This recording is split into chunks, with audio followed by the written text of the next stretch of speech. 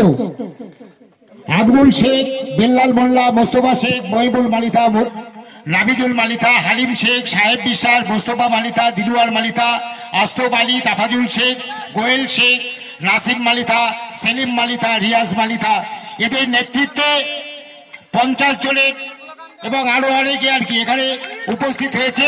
তাদেরকে আমরা দলের পক্ষ থেকে ধন্যবাদ জানাই। বন্দে মাতরম, অমিত চৌধুরী জিন্দাবাদ, অমিত চৌধুরী জিন্দাবাদ, অমিত চৌধুরী নেতৃত্বে গোটা মুর্শিদাবাদ জেলায় কংগ্রেস লড়ছে।